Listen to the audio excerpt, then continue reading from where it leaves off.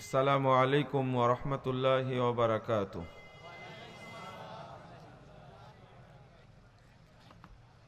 আলহামদুলিল্লাহি ওয়াহদাহু ওয়াসসালাতু ওয়াসসালামু আলা মান লা নাবিয়্যা বা'দাহু।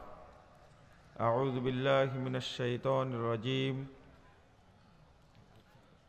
ওয়া মিম্মান খালাকনা উম্মাতুন ইয়াহদুনা বিল হক ওয়া বিহি ইয়াদিলুন। عن ثوبان رضي الله عنه قال قال رسول الله صلى الله عليه وسلم لا تزال طائفة من أمتي ظاهرين على الحق لا يضرهم من خذلهم حتى يأتي أمر الله وهم كذلك رواه مسلم।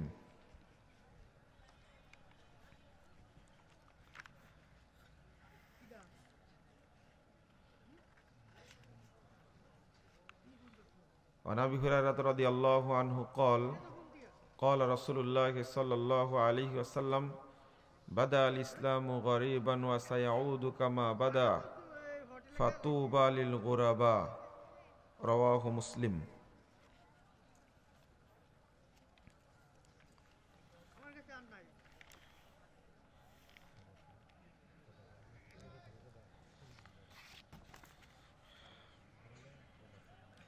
ত্রিমোহনী পশ্চিমপাড়া আহলে হাদিস জামে মসজিদের উদ্যোগে আয়োজিত ইসলামী সম্মেলনের সম্মানিত সভাপতি, উপস্থিত ওলামায়ে কেরাম, অতিথিবৃন্দ, সুধী মণ্ডলী, সামনে উপবিষ্ট শ্রদ্ধেয় মুসলিম ভ্রাতৃমণ্ডলী, আমার প্রাণপ্রিয় ছাত্র ও যুবক ভাইরা, পর্দার আড়ালের মা ও বোনেরা, সকলকে আন্তরিক অভিনন্দন জানাচ্ছি এবং আল্লাহর কাছে দোয়া করছি আল্লাহ যেন আমাদের এই মাহফিলকে কবুল করে নেন, আমিন। যারা এই মাহফিলের আয়োজন করেছেন, সময়, শ্রম, অর্থ, মেধা, বুদ্ধি ব্যয় করেছেন এবং যে সমস্ত ভাইয়েরা বিভিন্ন এলাকা থেকে মাহফিলে শামিল হয়েছেন, আল্লাহ রাব্বুল আলামিন আমাদের আপনাদের সকলকে জান্নাতুল ফেরদাউসের মেহমান হিসাবে কবুল করে নিন, আমিন। বন্ধুরা আমার, হকপন্থী কারা এবং তাদের বৈশিষ্ট্য কি, এ ব্যাপারে আপনাদের সামনে আমি আমার সংক্ষিপ্ত আলোচনা পেশ করব ইনশাআল্লাহ। ওমা তাওফিকি ইল্লা বিল্লাহ, আলাইহি তাওয়াক্কালতু ওয়া ইলাইহি উনীব।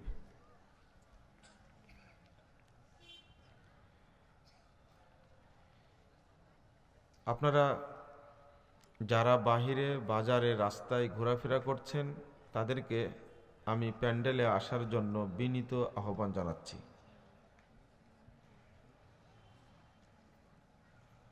আপনার পাশাপাশি বসে গল্প করবেন না এবং উঠা বসা করবেন না, এটা আমার পক্ষ থেকে বিনীত আহ্বান।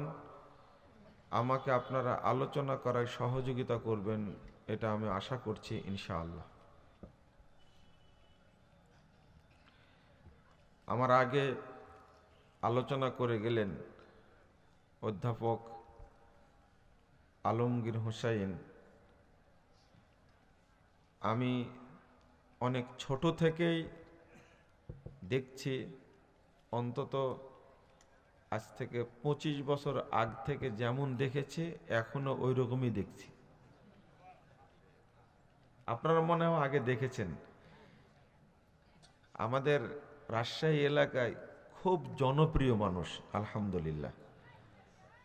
বেশিরভাগ কোরআনের আয়াত রেফারেন্স সহ বলে, রেফারেন্সগুলো বেশিরভাগ ইংরেজিতে বলেন মনে হয়, ইংলিশেও বলেন, বাংলাতেও বলেন। যেহেতু আমাদের এলাকার মানুষ, জিজ্ঞেস করছি আপনাদেরকে আলোচনা কেমন লাগলো? ভালো লাগছে না? আমি কিছু কিছু ভাইকে বললাম যে একটু শুনেন, ভালো লাগবে ইনশাআল্লাহ। ওই সুর মুরব্বীরা শুনেছেন, যারা বেঁচে আছেন কিনা সন্দেহ। সে 1984 সালের পরে আর শুনতে পাননি আল্লামা আব্দুল্লাহ ইবনে ফজল। তার যে ঢং, কথা বলার স্টাইল, অনেকদিন পরে আপনারা পেলেন মনে হয়, তাই না? আল্লাহ হেফাজত করুক, আল্লাহুম্মা আমিন। আমাদের এলাকার মানুষ অর্থাৎ রাজশাহী, চাঁপাই, নওগাঁ, নাটোর, জয়পুরহাট, গাইবান্ধা, রংপুর, নীলফামারী, লালমনিরহাট, পাবনা, সিরাজগঞ্জ, টাঙ্গাইল, এই এলাকার মানুষের কাছে খুবই পরিচিত মানুষ এবং তার বক্তব্য শোনার জন্য নারী পুরুষ একবারে ঢল নেমে যায়। আপনাদেরও খেদমত করলেন, 2 ঘন্টা চালিয়েছেন, ম্যাশিং একবারও দুর্বল হয়নি, ঠিক না? আরো 1 ঘন্টা চালাতে বলেন, ওই গতিতেই চলবে, সময় যাবে কিন্তু গতি কমবে না। আলহামদুলিল্লাহ, এরকম লড়াকু সৈনিক কিছু দরকার, এখন আর তৈরি হচ্ছে না। আমরা 2 দিন বক্তব্য না দিতেই দাড়ি চুল সবই পেকে গেছে, অথচ ওনার যখন বক্তব্য শুনেছি তখন আমি ক্লাস 4 5 পড়ি। আমাদের গ্রামে প্রত্যেক বছরই তিনি বক্তা হিসাবে যেতেন, তো বক্তব্যের ধাঁচটা খুব পছন্দ হতো, ভালো লাগতো। আপনারাও শুনলেন, তার জন্য দোয়া করবেন, আল্লাহ যেন তাকে হায়াতে তৈয়বা দান করেন, আমিন। বন্ধুরা আমার, আমি যে বিষয়ে আলোচনা করব আপনাদের দৃষ্টি আকর্ষণ করছি আলোচনাটা বুঝার জন্য। আমি বলেছি হকপন্থী কারা এবং তাদের বৈশিষ্ট্য কি। আমাকে অনেক প্রশ্ন উত্তর দিতে হবে, এটা আগে ইঙ্গিত দিয়েছেন। তো তার আগে আমি কিছু আলোচনা আপনাদের সামনে পেশ করছি। আল্লাহ রাব্বুল আলামিন সূরা আরাফ 81 নম্বর আয়াতে বলছেন, অমিম্মান খলাকনা উম্মাহ ইয়াহদুনা বিল হক ওয়া বিহি ইয়াদিলুন।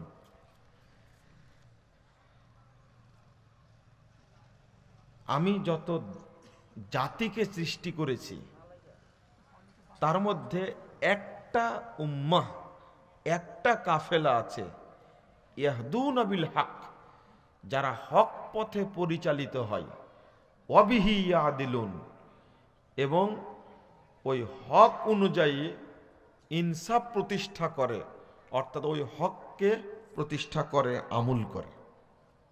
সবাই না, এক শ্রেণীর মানুষ। আল্লাহ কি বললেন এখানে? সবাই না, এক শ্রেণীর মানুষ, এক শ্রেণীর মানুষ। কোন হক? সবাই বলে যে আমি হকপন্থী, আসলে আল্লাহ এখানে কোন হকের কথা বললেন? ইয়াহদুনা বিল হক ওয়া বিহি ইয়াদিলুন। হক নিজেরা মানে এবং হককে প্রতিষ্ঠা করে। তাহলে এই আয়াতের মধ্যে 2টা বৈশিষ্ট্য পাওয়া গেল। যারা হকপন্থী, অন্তত তাদের 2টা বৈশিষ্ট্য আয়াতের মধ্যে পাওয়া গেল। তারা হক মেনে চলে এবং হককে প্রতিষ্ঠা করার প্রচেষ্টা চালায়। 2টা জিনিস পাওয়া গেল। হক বলতে কোন হক? হক কি খানকা থেকে আসে? হক কি মাজার থেকে বের হয়, কবর থেকে বের হয়? বলেন তো, হক দাতা কে? আল্লাহ রাব্বুল আলামিনের ভাষাই শুনেন। সূরা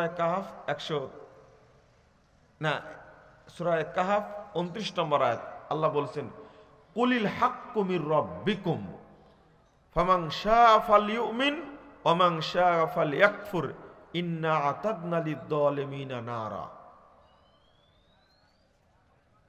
হে মুহাম্মদ সাল্লাল্লাহু আলাইহি সাল্লাম, আপনি বলুন, হক আসে তোমাদের প্রভুর পক্ষ থেকে। যার ইচ্ছা এই হকের প্রতি ঈমান আনবে, যার ইচ্ছা কুফরি করবে। ইন্না আতাদনা লিয-যালিমিনা নারা, যারা হককে অস্বীকার করবে, মানবে না, এই জালেমদের জন্য আমি জাহান্নামকে প্রস্তুত করে রেখেছি। আল্লাহ রাব্বুল আলামিন এখানে বলে দিলেন হক আসে আল্লাহর পক্ষ থেকে, জাতিসংঘের সদর দপ্তর থেকে হক আসে না, বাংলাদেশের সংসদ থেকে হক আসে না, আন্তর্জাতিক আদালত হক দিতে পারে না। হক দেওয়ার মালিক হলেন সরাসরি আল্লাহ, অন্য কেউ না। মুহাম্মদ সাল্লাল্লাহু আলাইহি সাল্লামকে হক দিতে পারেন না, তার কোনো ক্ষমতা নাই। আল্লাহ রাব্বুল আলামিন বলছেন, ওমা ইয়ানতিকু আনিল হাওয়া ইন হুয়া ইল্লা ওয়াহিয়ুহা, সূরা নজম ৩-৪ নম্বর আয়াত। মুহাম্মদ সাল্লাল্লাহু আলাইহি ওয়াসাল্লাম নিজের পক্ষ থেকে কোনো কথা রচনা করেন না, যতক্ষণ পর্যন্ত আল্লাহর পক্ষ থেকে ওহী করা না হয়। ওহী করা হলে তিনি কথা বলেন, শারঈ বিষয়ে তিনি কোনো কথা বলেন না ওহী না করা পর্যন্ত।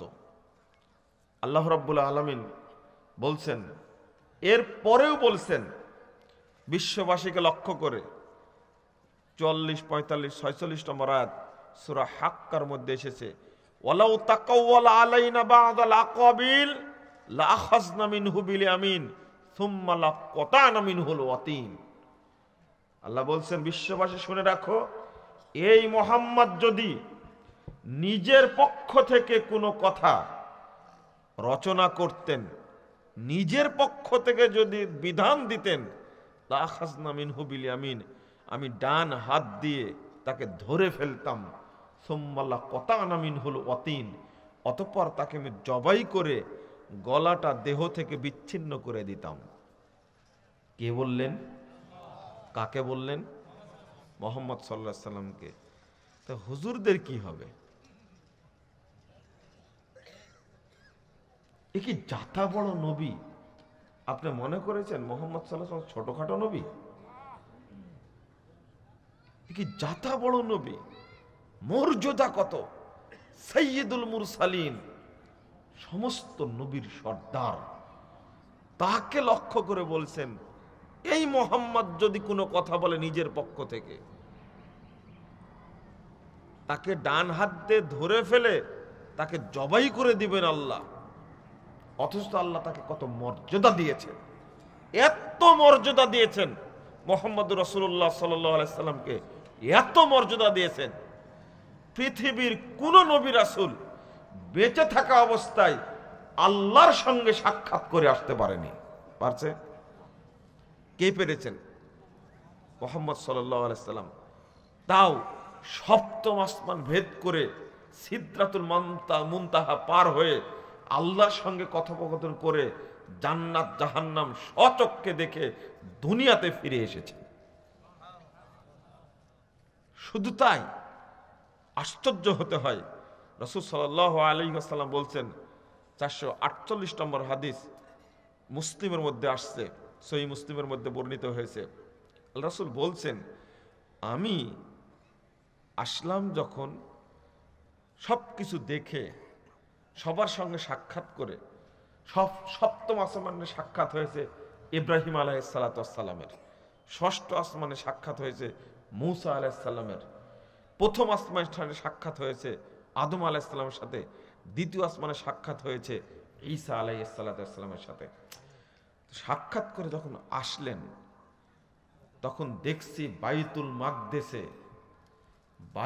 মাকদেসে সমস্ত নবী রাসূল এক জায়গায় হয়েছে বিদায় দেওয়ার জন্য।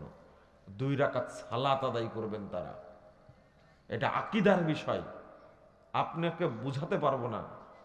মানুষ দেহটা যে এমনি পচা, দেহর যে দাম নাই, এইটা তার প্রমাণ। নবী মারা গেছেন কতদিন আগে, আদম আলাইহিস সালাম, কিন্তু রাসূল সাল্লাল্লাহু আলাইহি সাল্লাম যখন মেরাজে গেলেন তখন আদম আলাইহিস সালামের সাথে দেখা হয়েছে, সকল নবী রাসূলের দেখা হয়েছে। তো 2 রাকাত সালাত আদায় করা হবে, ইমামতি করবেন কে? আমি বুঝাচ্ছি আপনাদের নবী কত বড়। তো সবাই চিন্তা করছেন, সেখানে আছেন আদম আলাইহিস সালাম, সেখানে আছেন ইব্রাহিম খলিলুল্লাহ, সারা পৃথিবীর শাসক সুলাইমান আলাইহিস সালাম, বাপ বেটা দাউদ আলাইহিস সালাম, তারা আছেন। ইমামতির হকদার কে? ঠিক এই মুহূর্তে জিবরিল আমিন এসে রাসূলুল্লাহ সাল্লাল্লাহু আলাইহি সাল্লাম, আমাদের নবী মুহাম্মদ সাল্লাল্লাহু আলাইহি সাল্লামের হাত ধরে টান দিয়ে বলছেন, সবাই উপস্থিত থাকলেও ইমামতি করার হক আপনার। আল্লাহ রাসূল বলেছেন, ফাইদা সাল্লামতু ওয়ানসারাফতু, সালাম ফিরিয়ে যখন ঘুরে বসেছি, সালাম ফিরিয়ে যখন ঘুরে বসেছি, ঘুরে বসে দেখছি, এ দেখেন সালাম ফিরিয়ে ঘুরে বসতে হয়, দেখছেন? রাসূল সাল্লাল্লাহু আলাইহি সাল্লাম বলছেন, সালাম ফিরিয়ে ঘুরে বসার পরে আমি পিছনে তাকিয়ে দেখছি পৃথিবীতে যত নবী রাসূল এসেছিলেন সবই আমার মুক্তাদি হয়ে সালাত আদায় করেছে। কত বড় নবী চিন্তা করেন। কিন্তু তাকেও পাওয়ার দেওয়া হয়নি যে তুমি কিছু শরীয়ত তৈরি করো আর আমি কিছু নাজিল করি। এই অনুমতি দেওয়া হয়েছিল না। তাহলে কোন হক মানে তারা আল্লাহ প্রদত্ত হক অনুযায়ী যারা আমল করে তারাই হেদায়েত প্রাপ্ত, আর তারাই মানুষের মধ্যে হক প্রতিষ্ঠা করার চেষ্টা করে। যদিও এখন হকপন্থী কারা তাদেরকে চিনা খুব মুশকিল হয়ে গেছে, খুব মুশকিল হয়ে গেছে। রাসূলুল্লাহ সাল্লাল্লাহু আলাইহি সাল্লাম বলছেন, তিরমিজির হাদিস 2য় খণ্ডের 92-93 পৃষ্ঠায় বর্ণিত হয়েছে, লাইয়াতিয়ান্না আলা উম্মতি কামা আতা আলা বানি ইসরাঈল হাদু আন-নাল বিন-নাল। অচিরেই আমার উম্মতের অবস্থা হবে ইহুদি খ্রিস্টানদের মতো। ইহুদি খ্রিস্টানরা যে জুতা, যে স্যান্ডেল যে পায়ে পরে, আমরা ওই পায়ে পরি না, একরকম। তাদের সাথে কোনো পার্থক্য থাকবে না। হাত্তা ইন কানা মিনহুম মান আতা উম্মাহু আলানিয়া লাকানা ফি উম্মতি মান ইয়াসনাউ যালিক। বনী ইসরাইলদের মধ্যে কোনো কুলাঙ্গার যদি তোর মায়ের সাথে জেনায় লিপ্ত হয়, তো আমার উম্মতের মধ্যেও কোনো কুলাঙ্গার মায়ের সাথে জেনায় লিপ্ত হবে। এত মিল হয়ে যাবে। ইহুদি খ্রিস্টানদের মধ্যে পার্থক্য থাকবে না। ইহুদি খ্রিস্টান ইসলামের মধ্যে কোনো মুসলমানদের মধ্যে পার্থক্য থাকবে না। রাসূল সাল্লাল্লাহু আলাইহি সাল্লাম বলছেন, ইন্না বানি ইসরাঈল তাফাররাকাত আলা 72 মিল্লাহ ওয়া তাফতারিকু উম্মতি আলা 73 মিল্লাহ।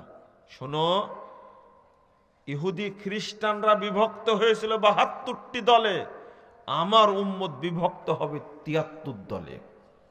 কুল্লুহুম ফিন্নার ইল্লা মিল্লাত ওয়াহিদা, একটা ব্যতীত বাকি সবই জাহান্নামে যাবে। তাহলে যদি এই উম্মতি বিভক্ত হয় 72টি 73টি দলে, সবগুলো যদি জাহান্নামে যায়, একটা যাবে জান্নাতে, সংখ্যা কম না বেশি? আর এই হাদিসের ভবিষ্যৎবাণী বাস্তবায়ন হবে না হবে না? হবে। ইতিমধ্যে হয়ে গেছে, হয়ে যায়নি? মুহাম্মদ সাল্লাল্লাহু আলাইহি সাল্লামের আদর্শের অনুসরণ করার লোক এখন পাওয়া যায় না।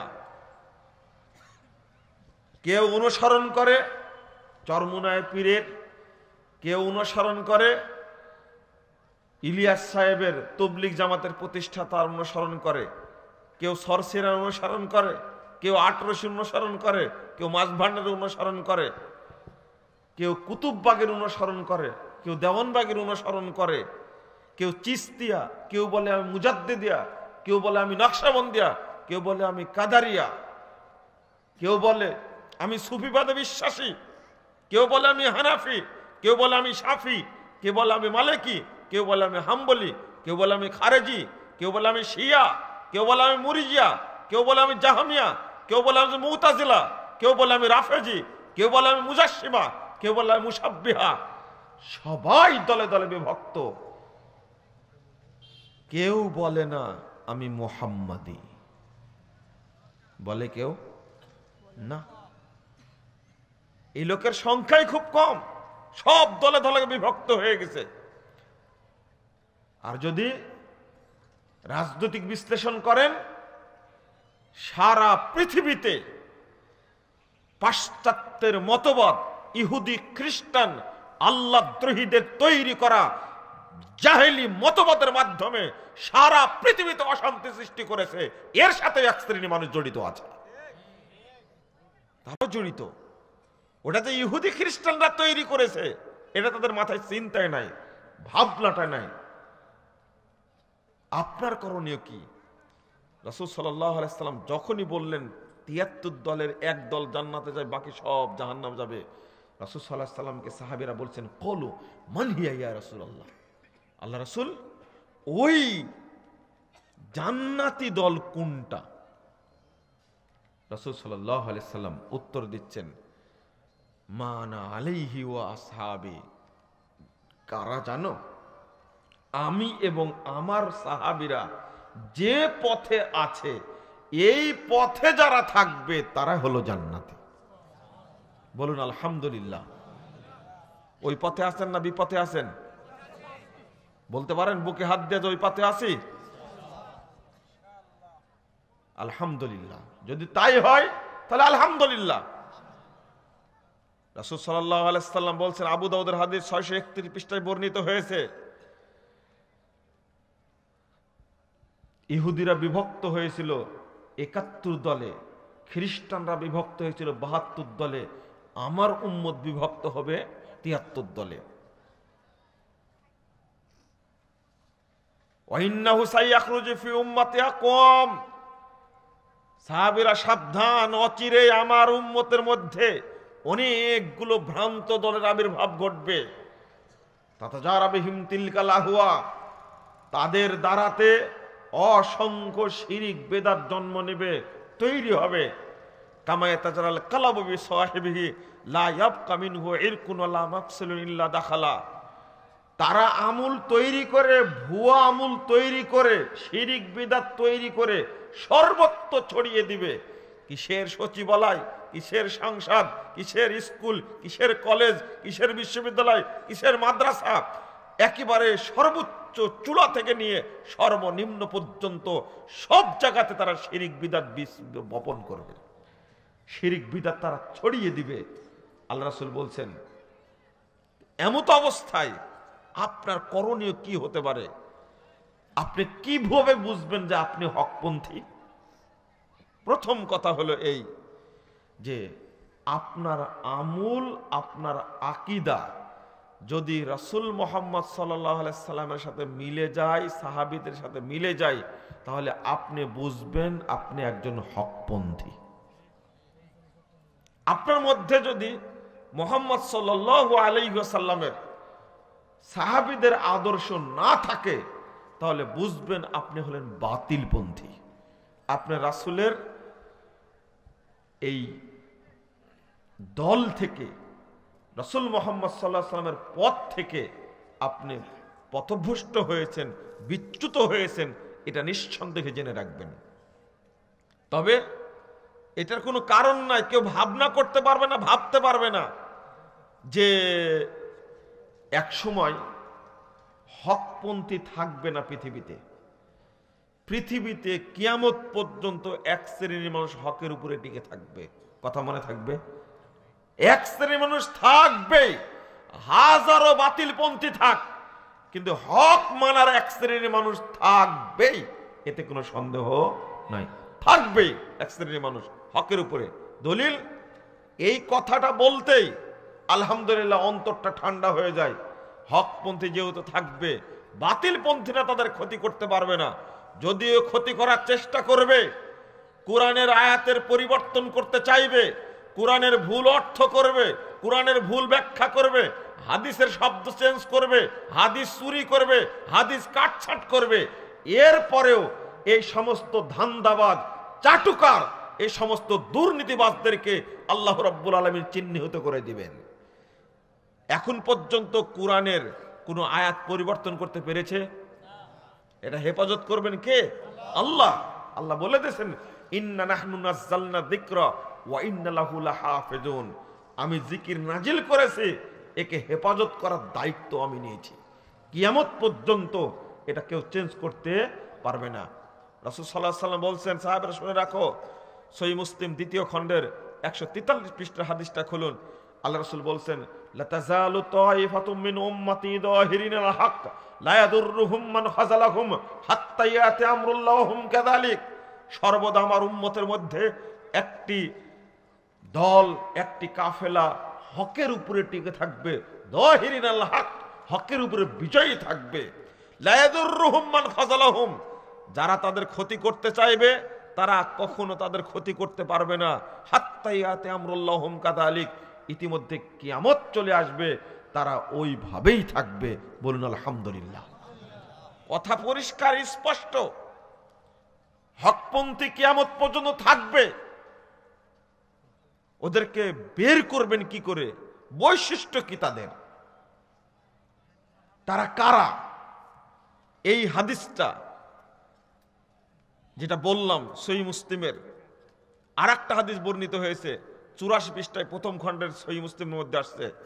আল্লাহ রাসূল সাল্লাল্লাহু আলাইহি ওয়াসাল্লাম বলছেন, বাদা আল ইসলামু গরিবা ওয়া সায়াউদু কামা বাদা ফাতুবা লিল গুরাবা।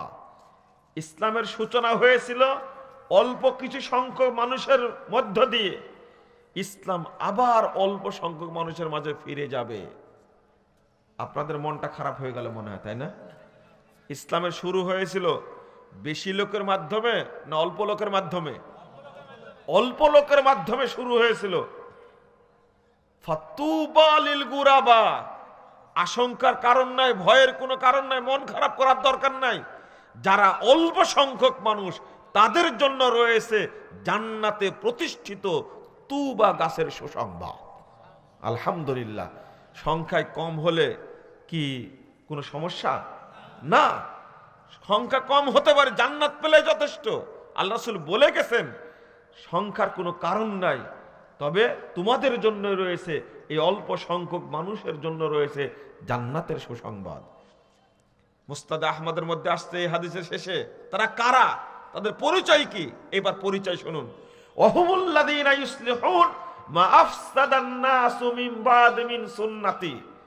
তাদের পরিচয় হলো আমার মৃত্যুর পরে এক শ্রেণীর মানুষ যখন সুন্নাতকে নষ্ট করবে, সুন্নাতকে উৎখাত করবে, এই অল্প সংখ্যক লোক তখন সুন্নাতকে জীবিত রাখবে। আজকে সুন্নাতকে উঠিয়ে দেওয়া হচ্ছে না, সুন্নাতকে বিদায় দেওয়ার পরিকল্পনা চলছে।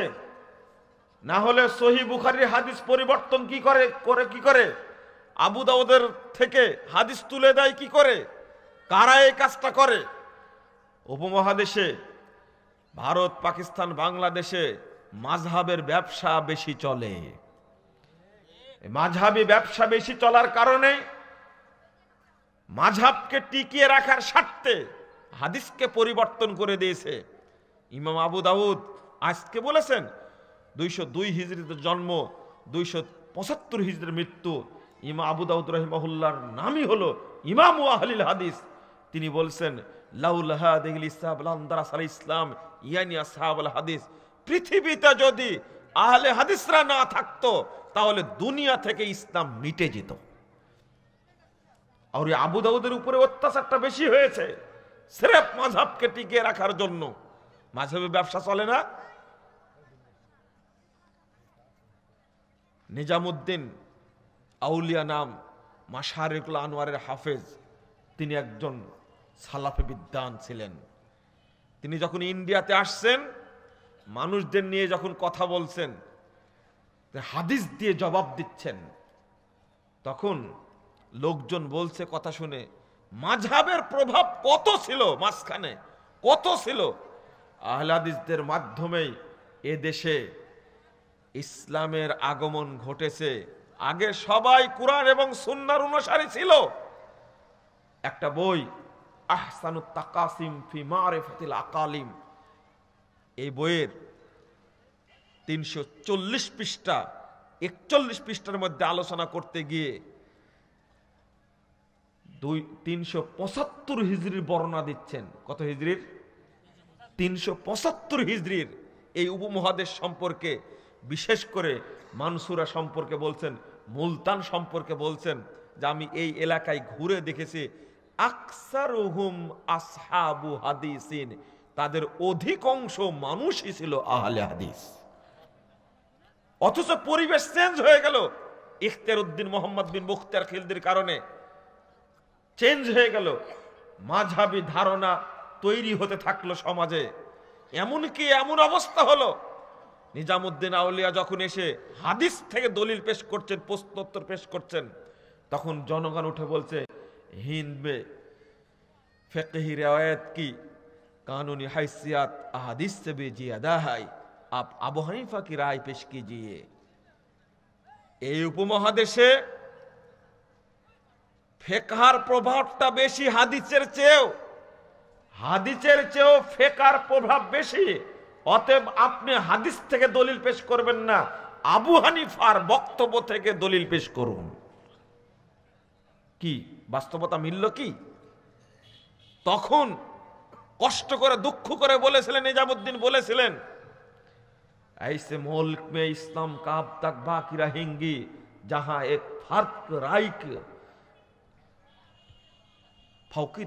अहादीस पर फाकियत दी जाती है। आश्चर्य, ওই দেশে ইসলাম কতদিন বাকি থাকতে পারে যে দেশে একজন ব্যক্তির রায়কে হাদিসের উপরে প্রাধান্য দেওয়া হয়? ওই দেশে ইসলামকে টিকতে পারে? প্রাধান্যটা কেমন ছিল? ওই প্রাধান্যটা এখনো বিস্তার করার জন্য এক শ্রেণীর বেদাতি আলেম, বেদাতপন্থী লোক, মাজারপন্থী লোক ওইটা আটকে রাখার জন্য এখনো চেষ্টা চালাচ্ছে। এমত অবস্থায় আহলে হাদিস তরুণদের ঘুমিয়ে থাকার কোনো সুযোগ নাই। দাওয়াতি কাজ করা ছাড়া কোনো উপায় নাই, কোনো উপায় নাই।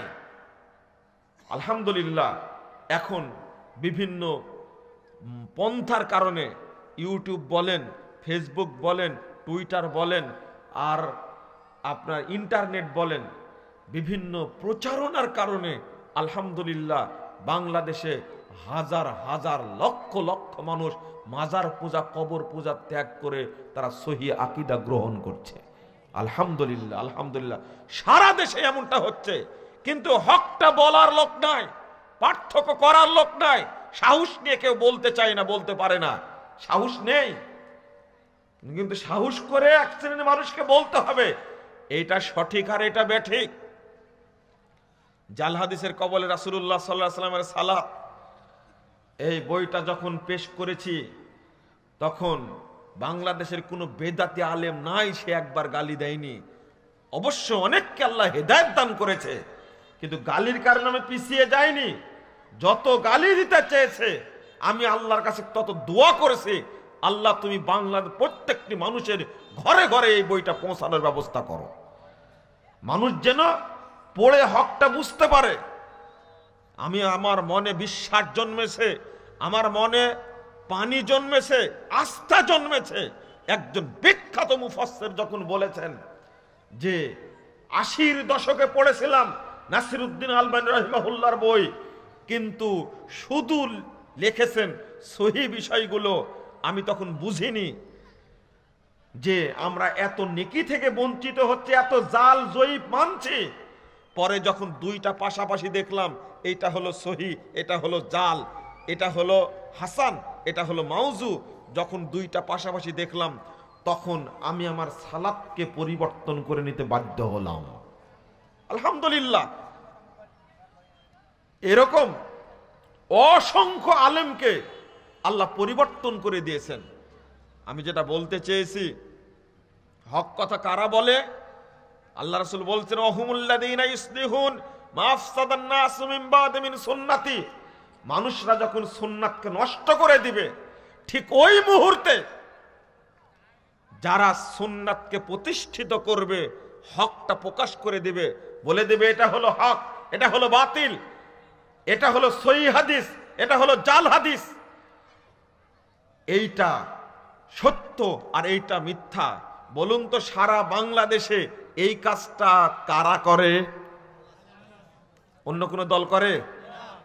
সবাই বাসা বেঁধে আছে জাল হাদিসের, জয়ীফ হাদিসের, শিরিকের, বেদাতের বাসা বেঁধে আছে। তারা এই কথা বলার সাহস পাবে কি করে?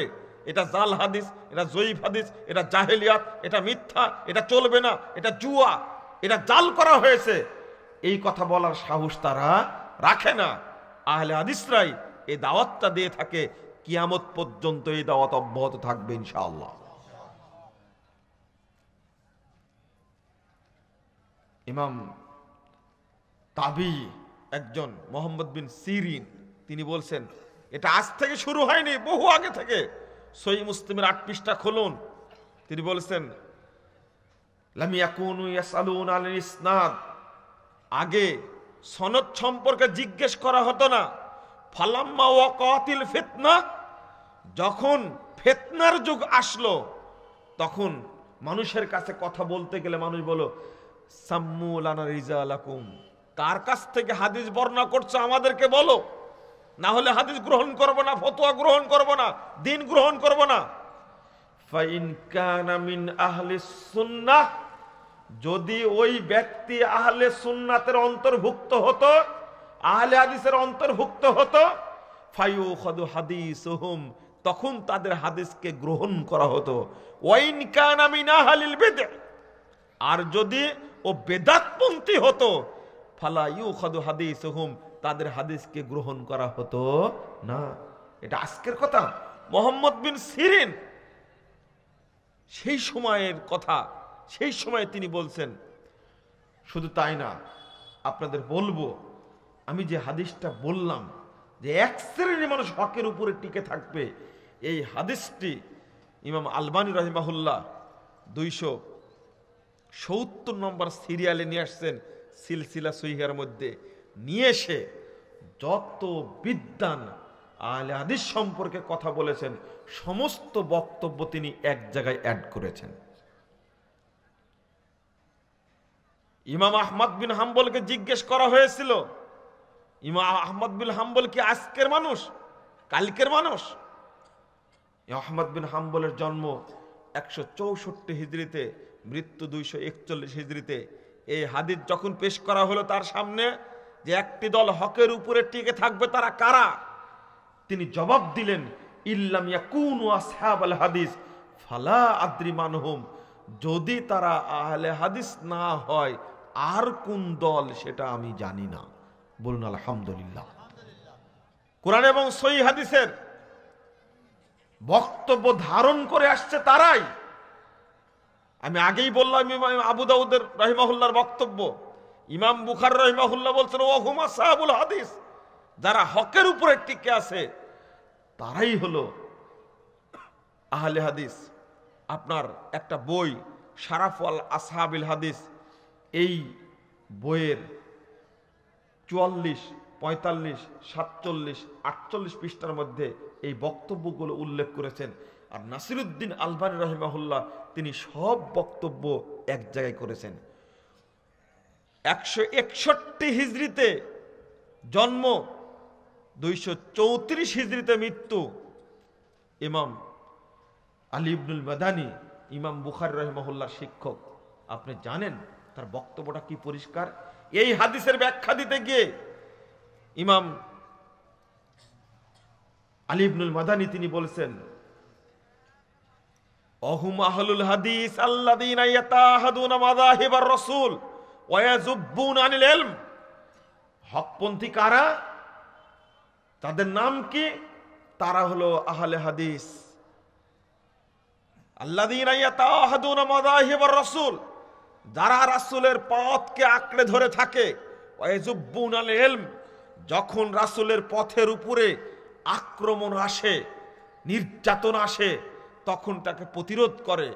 লাউলাহুম, পৃথিবীতে যদি আহলে হাদিসরা না থাকতো, লাম নাজিদানিল মুতাজিলা ওয়ার রাফিজা ওয়াল জাহমিয়া ওয়া আহলিল ইরজাই ওয়ার রাইয়ে শাইয়্যাম মিনাস সুনান।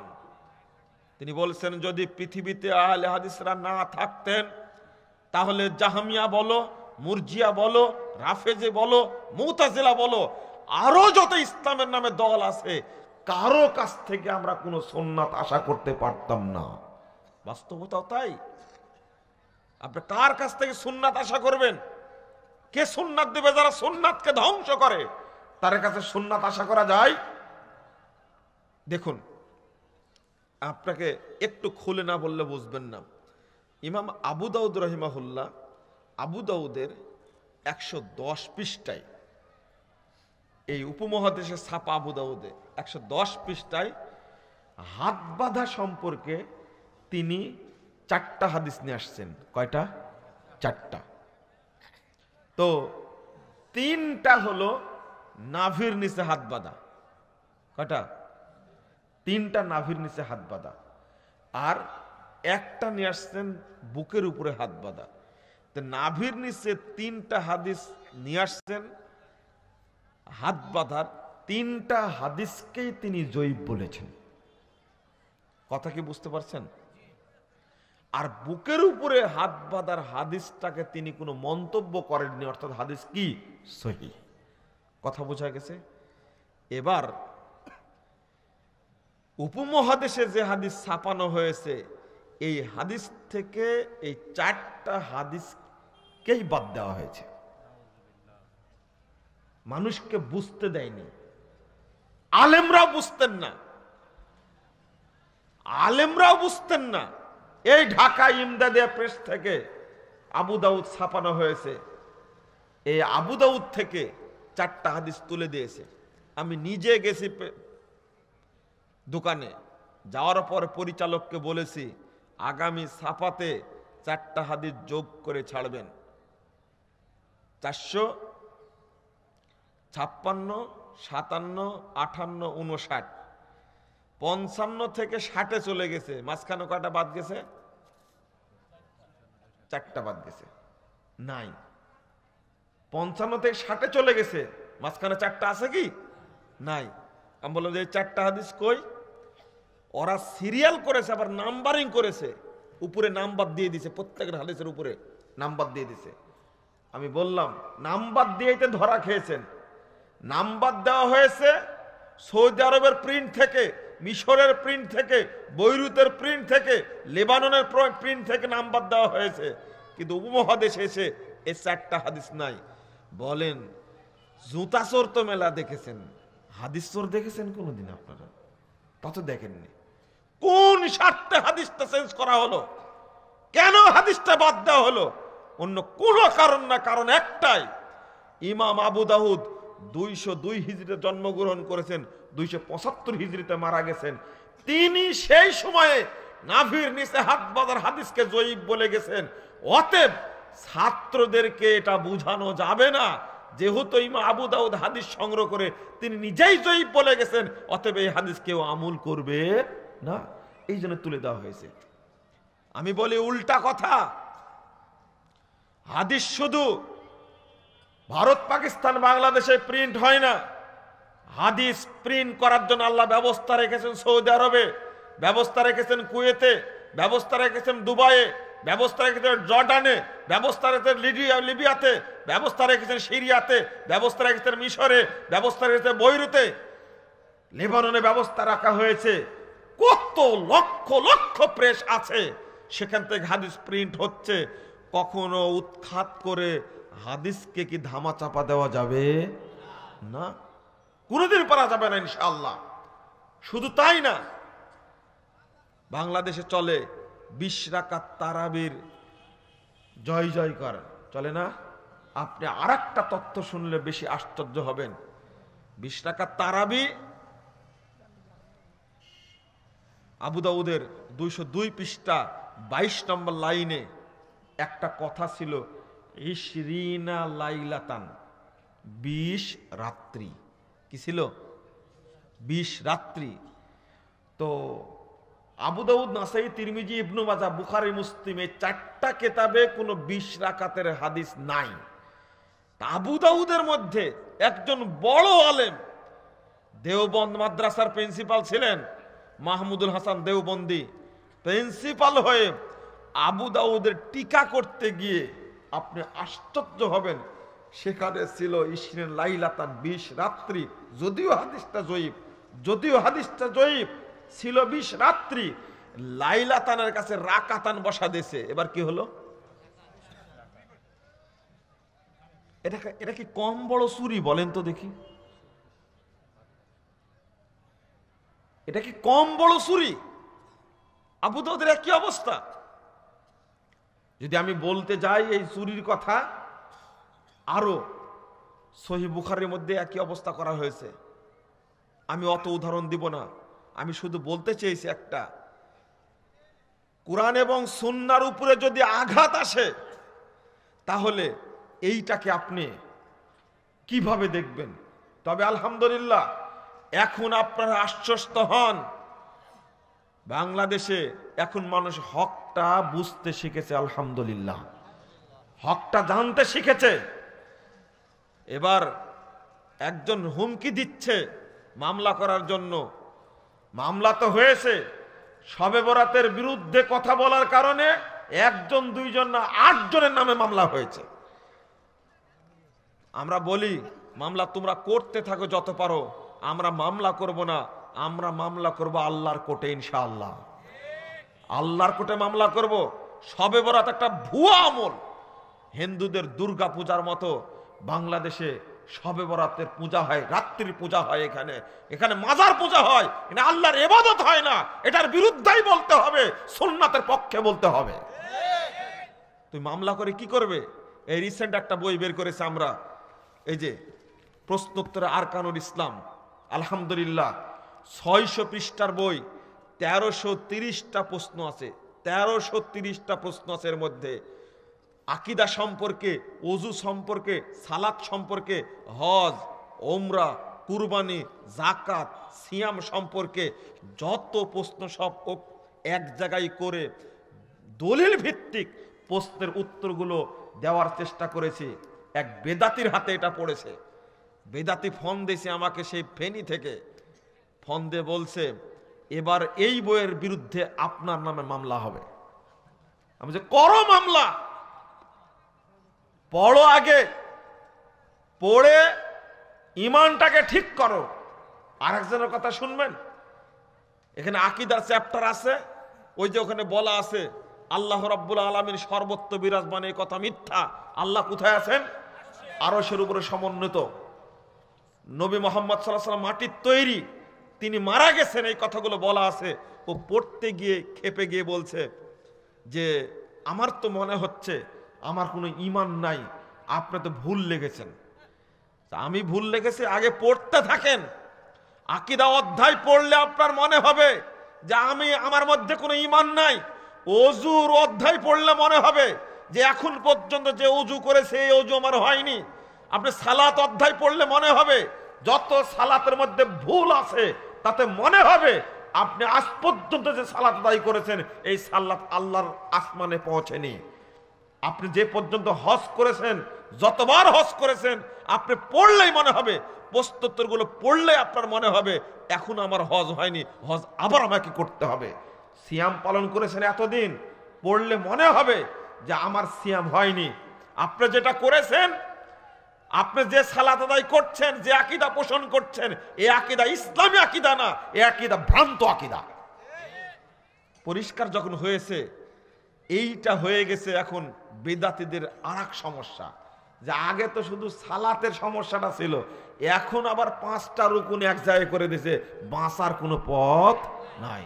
এক ডিসি সাহেব এক হুজুরকে ধরে নিয়ে গিয়ে ঘরের মধ্যে ধরে বলছে আপনি একটা করে কথা বলেন আর একটা করে দলিল দেন। ও প্রশ্নোত্তর আর কার নিয়ে যায় খুলে দিয়েছে, এ দেখেন আমি বের করছি দলিল, আপনি দেখেন, আর আপনি বের করবেন, আমি দেখব। তো হুজুরের পিছনটা গরম হয়ে গেছে, উপায় নাই। এই যে বড় আলখেল্লা আছে না, বড় পাগড়ি আছে না, এগুলো সব শয়তানের ভাষা, কিচ্ছু নাই ওর মধ্যে, কোনো দলিলই নাই, শুধু মাতবরি করে চলছে। এটা হুজুরের দোহাই দিয়ে ধর্ম চলে? আরে নবী মুহাম্মদ সাল্লাল্লাহু আলাইহি ওয়াসাল্লামের দোহাই দিয়ে চলে না। যতক্ষণ পর্যন্ত আল্লাহর পক্ষ থেকে নির্দেশ না আসবে ততক্ষণ চলবে না ধর্ম। আর হুজুরের দোহাই দিয়ে ধর্ম চলে? পাগড়ি দেখে তো আপনারা ভয় পেয়ে যান, আলখেল্লা দেখে তো ভয় পেয়ে যান। বন্ধুরা আমার, আপনাদের অনুরোধ করব, আপনারা একটা খেদমত করেন। আমরা লিখছি, আপনারা খেদমত করতে পারবেন না? একটা বই আপনি নেন আর একটা আপনার বন্ধুর জন্য নেন, তাহলে একটু দাওয়াতি কাজ করা যাবে না? আপনি চিন্তা করতে পারছেন, আমার একটা ছোট্ট বই আছে, এক নজরে ওযু সালাত। তো বান্দরবন থেকে এক লোক ঢাকায় আসছিল তার বোনের বাসায় বেড়াতে। সেই লোকটি এখানে এসে বোনের বাসা থেকে ছোট্ট বইটা 24 পৃষ্ঠার একটা বই নিয়ে গেছে। যাওয়ার পরে বইটা পড়ে বিতরণ করার জন্য ফটোকপি করেছে 300 কপি। এখন বান্দরবনে দাওয়াতটা দেওয়ার জন্য আমার কাছে ফোন দিয়েছে, 3 মাস ফোন দেওয়ার পরে আজকে পেলাম আপনাকে। আমার ফোন রিসিভ হয় না অনেক ক্ষেত্রে। তো বলছে আমার অবস্থাটা এই, আপনারা কিছু বই আমাদেরকে পাঠানোর ব্যবস্থা করেন। আলহামদুলিল্লাহ, এই ছোট্ট একটা বইয়ের কারণে পুরো একটা মসজিদই বেদাত থেকে আল্লাহ মুক্ত করে দিয়েছে। তো হতে পারে না এরকম ভাবে? তো একটা বই হাদিয়া দেওয়ার মাধ্যমে একজন মানুষের ঈমান যদি চেঞ্জ হয়, লোকটা যদি হেদায়েত পায়, তার ফজিলত কত! 3701 নম্বর হাদিস সহিহ বুখারীর মধ্যে আসছে, আলী রাদিয়াল্লাহু আনহুকে আল্লাহ রাসূল বলেছিলেন, আলী শোনো, আল্লাহে লা ইয়াহদি আল্লাহু বিকা রাজুলান ওয়াহিদা খায়রুল লাকা মিন হুমুরিন নাম। আরে আলী শোনো, আল্লাহর কসম করে বলছি, তুমি যাচ্ছ ইয়ামানে দাওয়াতি কাজ করো, তোমার দাওয়াতে যদি একজন ব্যক্তি হেদায়েত পায়, সৌদি আরবের অসংখ্য লাল উট আল্লাহর রাস্তায় দান করলে যে নেকি হবে, সেই নেকি তোমার আমলনামায় লেখা হবে। মানুষ তো হেদায়েত পেতে পারে, মানুষ হেদায়েত পেতে পারে। আমি অনুরোধ করব আপনাদেরকে যে কুরআন এবং সুন্নাহের আওয়াজটাকে টিকিয়ে রাখার জন্য, প্রসার ঘটানোর জন্য, প্রচারের জন্য আপনিও সময় ব্যয় করেন, আপনিও চেষ্টা করেন, তাহলে জবাবদিহিতা আল্লাহর কাছে থাকবে না। বন্ধুরা আমার, ইমাম শাফি রাহিমাহুল্লাহ জন্ম হলো 150 হিজরিতে, মৃত্যু 204 হিজরিতে। ইমাম শাফি বলছেন, ইদা রাআইতু রাজুলাম মিন আহলিল হাদিস মিন আসহাবিল হাদিস কান্নি রাআইতু নবী সাল্লাল্লাহু আলাইহি ওয়াসাল্লাম হাইয়ান। একজন আহলে হাদিসের মর্যাদা কত! তিনি বলছেন, আমি যখন কোনো আহলে হাদিস ব্যক্তিকে জীবিত অবস্থায় দেখি, তখন স্বয়ং মুহাম্মদ সাল্লাল্লাহু আলাইহি ওয়াসাল্লামকে যেন জীবিত অবস্থায় দেখতে পাই। আহলে হাদিসকে দেখলেই চেনা যায় এই কোরআন হাদিসের অনুসারী। আমাদের দেখলেই আগে তাকায় যে এই 5 কলি টুপি আছে কিনা, তারপরে দেখে টাকনুর নিচে পায়জামা আছে কিনা, দাড়ি ছাটা আছে কিনা। কারণ এক শ্রেণীর মানুষ দাড়ি ছাটে, আর এক শ্রেণীর মানুষ লম্বা দাড়ি রাখে কিন্তু টাকনুর নিচে প্যান্ট পরে, আর এক শ্রেণীর মানুষ দাড়িও বড় মুছও বড়, আছে না? এই শ্রেণীর মানুষ আছে। তো মানুষকে জানার জন্য, চিনার জন্য, বুঝার জন্য ইমাম শাফি রাহিমাহুল্লাহর বক্তব্যটা কত চমৎকার। আজকের আহলে হাদিস কেমন? বউ পর্দা করে না, বেটি পর্দা করে না, বোন পর্দা করে না, মাও পর্দা করে না।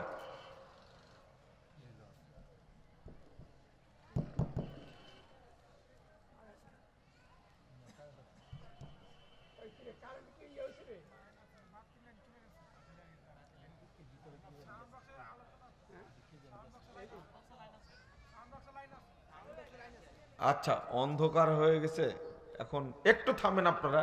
কি জেনারেটর নাই?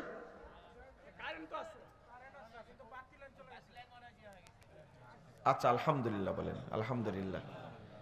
আপনারা একটু শান্তভাবে শোনার চেষ্টা করুন, একটু বসেন। আপনারা তাড়াহুড়া করছেন কেন? আপনারা রাত কি গভীর হয়েছে? তাহলে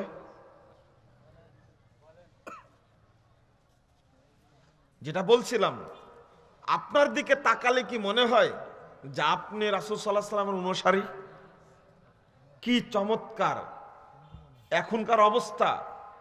দাড়িটা তো চাষা, প্যান্টটা টাকনুর নিচে, হাতে একটা সিগারেট, দেখতে কেমন লাগে? এটা কি বেড়ির ওয়াজ আলমগীর সাহেব করে গেছেন মনে হয়।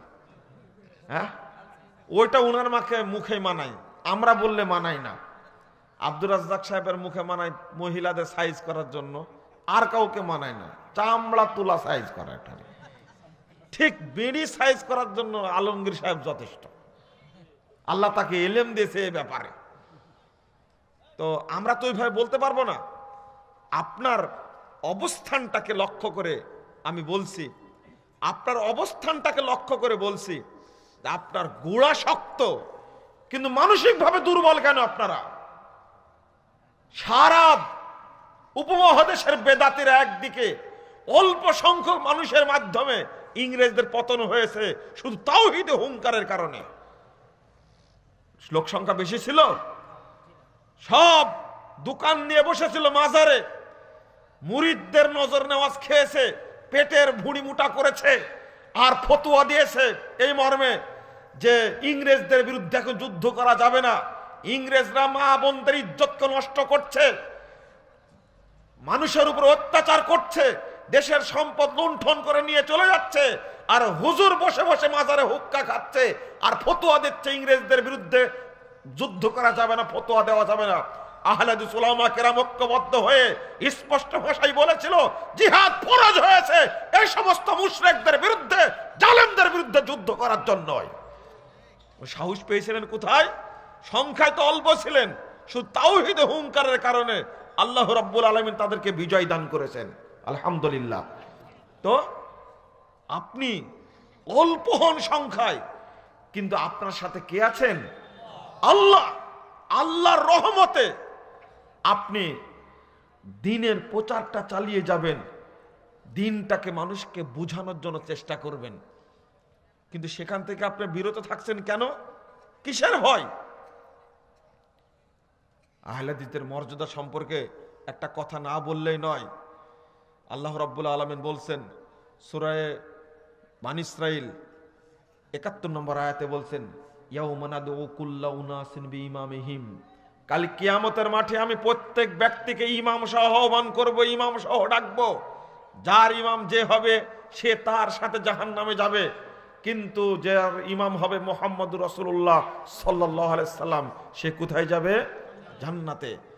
ইমাম ইবনে কাসির রাহিমাহুল্লাহ বলছেন এই আয়াতের ব্যাখ্যা দিতে গিয়ে, হাদা আকবারু শারাফিন লিআসহাবিল হাদিস লিআন্না ইমামাহুমুন নবী সাল্লাল্লাহু আলাইহি সাল্লাম। এই আয়াতের মধ্যে সবচেয়ে মর্যাদা বেশি রয়েছে, বড় মর্যাদা রয়েছে আহলে হাদিসদের জন্য, কারণ কাল কিয়ামতের মাঠে তাদের ইমাম হবেন একমাত্র মুহাম্মদুর রাসূলুল্লাহ সাল্লাল্লাহু আলাইহি সাল্লাম। আপনার কি মনে হয় আপনার ইমাম কে হবেন? কে হবেন? মুহাম্মদ সাল্লাল্লাহু আলাইহি সাল্লাম। আর কোন ব্যক্তি ইমাম হবে? কোন নেতা, কোন ইমাম, কোন ফকিহ, কোন মুফতি, কোন মুহাদ্দিস, কোন পীর, কোন আউলিয়া? আমরা কাউকে ইমাম মানি না। ইমাম মানি একমাত্র ব্যক্তি মুহাম্মদুর রাসূলুল্লাহ সাল্লাল্লাহু আলাইহি ওয়াসাল্লামকে। তিনি আমাদের সুপারিশ করবেন, তার সাথে আমরা জান্নাতে যাব ইনশাআল্লাহ। এই কথা বলতে গিয়ে ইমাম খতিব বাগদাদী রাহিমাহুল্লাহ, তার জন্ম ৩৯২ হিজরিতে, ৪৬৩ হিজরিতে মৃত্যু। ৩৯২ জন্ম, ৪৬৩তে মৃত্যু, আজকের কথা না। তিনি সেই সময়ের কথা তুলে বলছেন, কুল্লু ফিয়াতিন তাতাহাইয়াযু ইলা আরা তাস্তাহসিনু রায়না তাকিফু আলাই।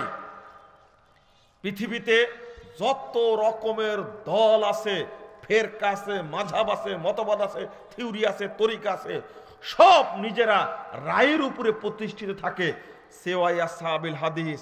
কিন্তু আহলে হাদিসগণ না, আহলে হাদিসগণ কোন রায় মানে না, কারো ব্যক্তি মতামতকে ৫ পয়সা দাম দেয় না। কেন?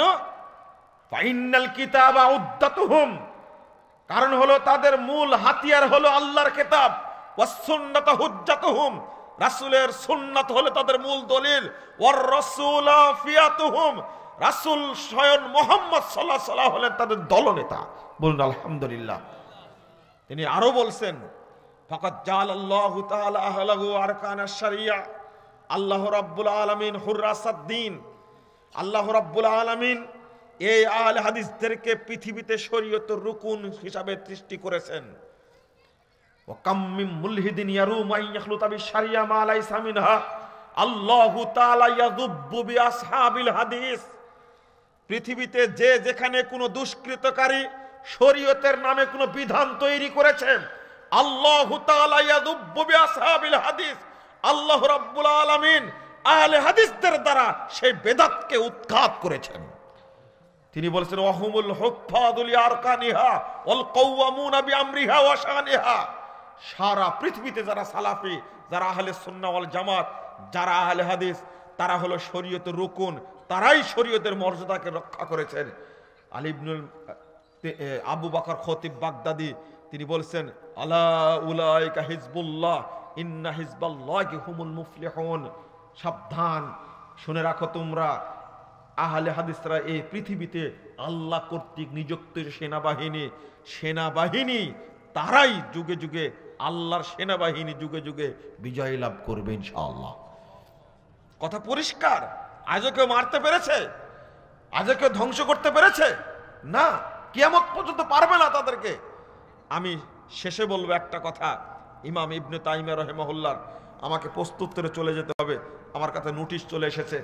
আমি কথা শেষ করতে এসে বলবো, আপনারা, অনুরোধ করবো আপনাদেরকে যে আমি এই কথাগুলো সব এক জায়গায় জমা করেছি, ভ্রান্তির বেড়াজালে একামতে দিনে বইটার মধ্যে জমা করেছি একসঙ্গে। ইমাম আলবানী রাহিমাহুল্লাহ বলছেন, অহুম আহলুল হাদিস হাশারানাল্লাহু মাআহুম। ইমাম আলবানী বলছেন, যারা হকপন্থী তারা হলো আহলে হাদিস। আল্লাহ রাব্বুল আলামিন যেন কাল কিয়ামতের মাঠে তাদের সঙ্গে আমাদের একত্রিত করেন। এরপরে তিনি বলছেন, অহুম ইয়াতাআসসাবুনা অহুম আহলুল হাদিস হাশারানাল্লাহু মাআহুম। তারাই হলেন আহলে হাদিস। তারা লা ইয়াতামাসসাকুনা বিশাখসিন মুআয়্যানিন মাহমা ওয়ালা সামা হাসা মুহাম্মাদান সাল্লাল্লাহু আলাইহি ওয়াসাল্লাম। তারা আহলে হাদিসগণ এমন কাফেলা, এমন একটা দল, তারা এমন বৈশিষ্ট্যের মানুষ, তারা কোনো ব্যক্তির কথাকে প্রাধান্য দেন না একমাত্র মুহাম্মদ সাল্লাল্লাহু আলাইহি সাল্লাম ব্যতীত। বলুন আলহামদুলিল্লাহ। আমরা কারো কথাকে প্রাধান্য দেই? মুহাম্মদ সাল্লাল্লাহু আলাইহি সাল্লামের কথা ছাড়া কারো কথার 5 পয়সা আমরা দাম দেই না, কিয়ামত পর্যন্ত দিবও না ইনশাআল্লাহ। ওয়াহুম ইয়াতামাসসাকুনা লিআকওয়ালি আইম্মাতিহিম। সারা পৃথিবীতে যত ফেরকা আছে, সমস্ত ফেরকা তার নিজ নিজ দলীয় ইমামের মতামতকে প্রাধান্য দেয়, আঁকড়ে ধরে থাকে। ওয়া আহলুল হাদিস ইয়াতামাসসাকুনা বিআকওয়ালি নবিয়্যিহিম। আল্লাহু আকবার। আর আহলে হাদিসগণ কেবল তাদের নবীর বক্তব্যকে আঁকড়ে ধরে থাকেন। বলুন আলহামদুলিল্লাহ। এরপরে আলবানী রাহিমাহুল্লাহ বলছেন, ফালা আযাবা বাদা হাযাল বায়ান। আলবানীর উপরে কি এমনি রাগ? রাগের তো কারণ আছে। আলবানী একবারে চেঁচে চলে দিয়ে গেছেন, একবারে কোনো জায়গায় বাদ দেননি। তিনি এবার বলছেন, আলবানী মাজা শক্ত করে বলছেন, ফালা আযাবা বাদা হাযাল বায়ান। আমার এই বক্তব্য দেওয়ার পরে আশ্চর্য হওয়ার কিছু নেই। শুনে রাখো, আইয়াকুনা আসহাবুল হাদিস হুমুত তায়েফাতুয যাহিরা ওয়াল ফিরকাতুন নাদিয়া বাল আল উম্মাতুল ওয়াসাত আশ-শুহাদাউ আলাল খালক। তিনি বলছেন, আশ্চর্য হওয়ার কিছু নাই, আহলে হাদিসরাই হলো বিজয়ী কাফেলা, তারাই হলো জাহান্নাম থেকে মুক্তিপ্রাপ্ত দল, তা বরং তারাই হলো শ্রেষ্ঠ উম্মত। বরং শুধু তাই নয়, বরং সারা পৃথিবীর উম্মতের পক্ষ থেকে কাল কিয়ামতের মাঠে তারাই রাসূলের সামনে সাক্ষী দান করবে। বলেন আলহামদুলিল্লাহ। কেমনে সাক্ষী দান করবে? কেমনে সাক্ষী দান করবে? এটা একটা আশ্চর্যজনক বিষয়। 4487 নম্বর হাদিস সহিহ বুখারীর মধ্যে এসেছে, সাক্ষী কিভাবে দিবে। কুরআনের আয়াত সূরা বাকারা 143 নম্বর আয়াতে আল্লাহ বলছেন, ওয়া কাযালিকা জাআলনাকুম উম্মাতান ওয়াসাতাল লিতাকুনা শুহাদা আলান নাস ওয়া ইয়াকুনার রাসূলু আলাইকুম শাহীদা। আল্লাহতে বলছেন, তোমাদেরকে আমি শ্রেষ্ঠ উম্মত করেছি, তোমরা সাক্ষী দিবে সমস্ত উম্মতের পক্ষ থেকে, আর তোমাদের জন্য সাক্ষী দিবেন স্বয়ং মুহাম্মদ সাল্লাল্লাহু আলাইহি সাল্লাম। মানে এই হাদিসের মধ্যে আসছে যে আল্লাহ রাব্বুল আলামিন নূহ আলাইহিস সালামের কওমকে জিজ্ঞেস করবেন, এ নূহের কওম, তোমাদের কাছে কি কোনো নবী এসেছিল? নূহ গিয়েছিল? নূহের কওম এতই বাটপারের বাটপার, এতই খারাপের খারাপ, ওরা বলবে আল্লাহর সামনে, মা জানা না, যারা নূহ তো দূরের কথা, কেউ যায়নি আমাদের কাছে। এরা কি, এদেরকে আল্লাহ কি এমনি ডুবাই মারছে? আপনি চিন্তা করতে পারছেন কত খারাপ এরা। দেখছেন কিয়ামতের মাঠে দাঁড়িয়ে আল্লাহর সামনে মিথ্যা কথা বলবে। এরা কত বদের বদ। এরা বুঝেননি মনে হয় আপনারা, কথা বুঝতে পারছেন কি? এটা কিয়ামতের মাঠের ঘটনা বলছি, কিয়ামতের মাঠের ঘটনা বলছি। বলবে মা জানা নাজির। আরে নূহ তো দূরের কথা, আল্লাহ আমাদের কাছে কেউ আসেনি। নূহকে জিজ্ঞেস করবেন, কি ব্যাপার নূহ, কেউ আসেনি, কি ঘটনা, তোমার এবার কি হবে? অথচ সবচেয়ে বেশি সময় দাওয়াতি কাজ করেছেন কে? 950 বছর। কত বদের বদ এরা, চিন্তা করতে পেরেছেন? তখন নূহ আলাইহিস সালাম বলবেন, ঠিক আছে, ইয়াশহাদু আন্নী মুহাম্মাদুন ওয়া উম্মাতুহু ওরা অস্বীকার করেছে আমি দাওয়াতি কাজ করেছে কিনা, আমি তাদের কাছে গেছি কিনা, আমি তাদের সকাল বিকাল রাতে দিনে দাওয়াত দিয়েছি কিনা, এইটা বলবে মুহাম্মদ এবং তার উম্মত। প্রথম নবী, প্রথম রাসূল নূহ আলাইহিস সালাম, শেষ রাসূল মুহাম্মদ সাল্লাল্লাহু আলাইহি সাল্লাম। মুহাম্মাদের উম্মতের দাম কত, মুহাম্মাদের উম্মতের মর্যাদা কত, মুহাম্মাদের উম্মতের দাম কত, মুহাম্মাদের উম্মতের মর্যাদা কত, চিন্তাই করা যায় না, ভাবাই যায় না। এই উম্মত সাক্ষী দিবে কাল কিয়ামতের মাঠে আল্লাহর সামনে যে নূহ আলাইহিস সালাম তার জাতির কাছে দাওয়াত দিয়েছে, জাতি দাওয়াত মানেনি, অবশেষে আল্লাহ তাদেরকে ডুবিয়ে মেরেছেন। আমরা সূরা নূহের মধ্যে পড়েছি। কথা বুঝতে পারছেন? আল্লাহ এই জন্য আয়াতটা নাজিল করেছেন, ও বেদাতিরা কাউসারের পানি পান করবে, এত সহজ আহলে হাদিসরা থাকতে? অত সহজ অসম্ভব। কাল কিয়ামতের মাঠে আপনারা সাক্ষী হবেন সারা উম্মতের পক্ষ থেকে। এটাই আলবানী বলতেছেন যে বাল আশ-শুহাদাউ আলাল খালক, সারা পৃথিবীর মানুষের উপরে আহলে হাদিসগণ সাক্ষী দিবে আল্লাহর কাছে কিয়ামতের মাঠে, সাক্ষী দিবে। আর আমাদের জন্য সাক্ষী দিবেন কে? মুহাম্মদ সাল্লাল্লাহু আলাইহি সাল্লাম। কত বড় সৌভাগ্য বলেন তো দেখি, কত বড় সৌভাগ্য। বন্ধুরা আমার, আমি প্রশ্ন উত্তরে চলে যাব। দেন প্রশ্ন উত্তর দেন, জাযাকুমুল্লাহ খায়রান। কথা যেটা বলতে চেয়েছি, আজকের প্রেক্ষাপটে আমি আপনাদের সকলের প্রতি অনুরোধ করব, কোরআন এবং সুন্নাহর দাওয়াত দিয়ে যাবেন। এখন অনেকগুলো দাওয়াতের মাধ্যম হয়েছে, বইপত্র হয়েছে, ফেসবুক হয়েছে, ইউটিউব হয়েছে, টুইটার হয়েছে, ইন্টারনেটের মাধ্যমে বিভিন্ন পন্থায় দাওয়াতি কাজ চলছে। তবে আমি আপনাদের বিশেষ করে অনুরোধ করব, এই যে প্রশ্নোত্তর আরকানুল ইসলাম, এই বইটা প্রত্যেকের বাড়িতে রাখতে হবে। প্রশ্ন মাথায় আসলে দলিল সহ জেনে নেবেন, কোনো হুজুরের ধার ধারা লাগবে না, কোনো বেদাতের কাছে যাওয়া লাগবে না ইনশাআল্লাহ। একবারে দলিল সহ। আপনি বলবেন ইসলামিক ফাউন্ডেশনের বুখারী, সেটার রেফারেন্স দেওয়া আছে। আপনি বলবেন সৌদি আরব প্রিন্ট বুখারী, ওটার রেফারেন্স দেওয়া আছে, মুসলিমের রেফারেন্স দেওয়া আছে। ইসলামিক ফাউন্ডেশন, তাওহীদ প্রকাশনী, সব প্রকাশনীর দলিলগুলো দিতে যে এত পরিশ্রম করতে হয়েছে আপনি দেখলেই বুঝতে পারবেন।